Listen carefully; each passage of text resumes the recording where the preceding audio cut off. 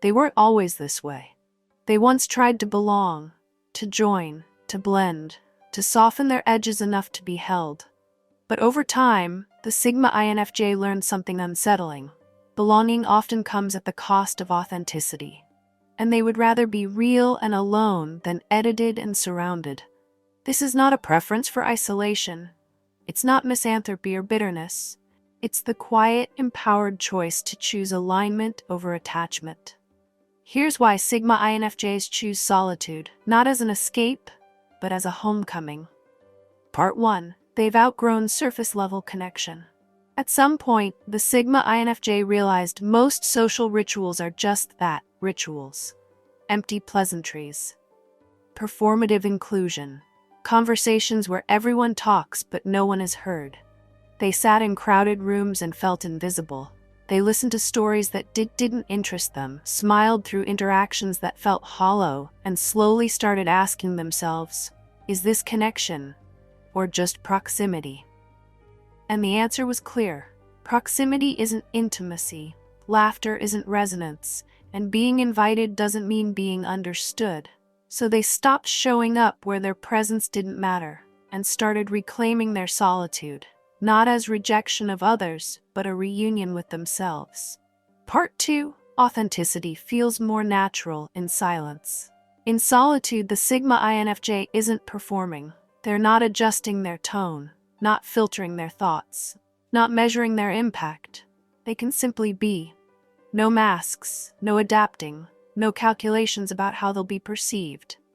This level of authenticity is rare in social spaces, because most environments subtly require conformity. Tone it down. Don't be too intense. Don't say what everyone else is avoiding. But in solitude, all of those rules fall away, and what remains is peace, stillness, self. It's not that they can't belong, it's that they refuse to shrink in order to. Part 3. They're not lonely in solitude, they're nourished by it. To many, solitude sounds like lack of connection, lack of stimulation, lack of meaning. But to a Sigma INFJ, solitude is full. It's creative, alive, restorative. They use that time to write, reflect, dream, process, recharge. They build inner worlds, they walk memory corridors, they untangle patterns that others haven't even noticed yet. It's not silence to escape the world, it's silence to understand it. And from that understanding, they gain clarity, direction, power. To most people, being alone feels empty. To them, it feels sacred. Part 4. Group identity dilutes their individualism.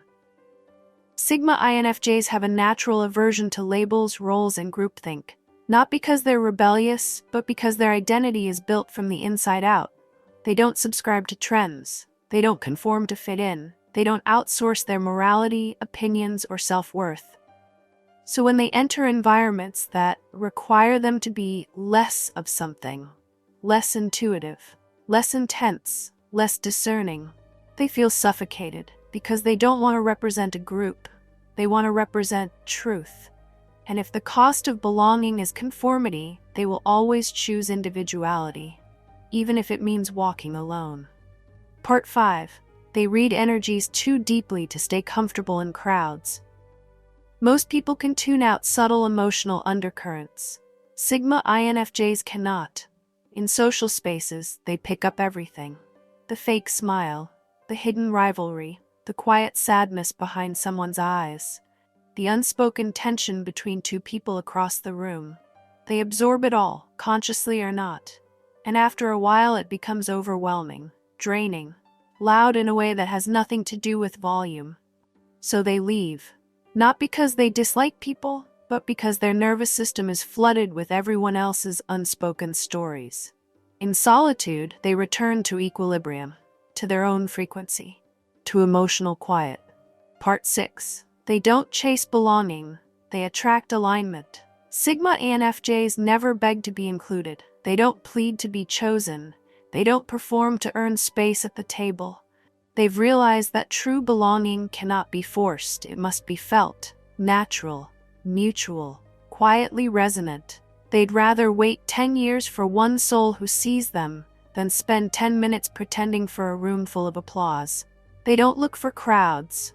They look for clarity, and when they do find connection, it's real. It's intimate, it's unshakable. But they never go looking from a place of lack. They choose solitude until alignment arrives, and if it never does, they'll still be at peace. Part 7. They know belonging often comes with a price tag. Belonging sounds beautiful until you realize what it demands. It asks you to compromise, to tolerate, to stay silent, to dilute your opinions so the group stays comfortable.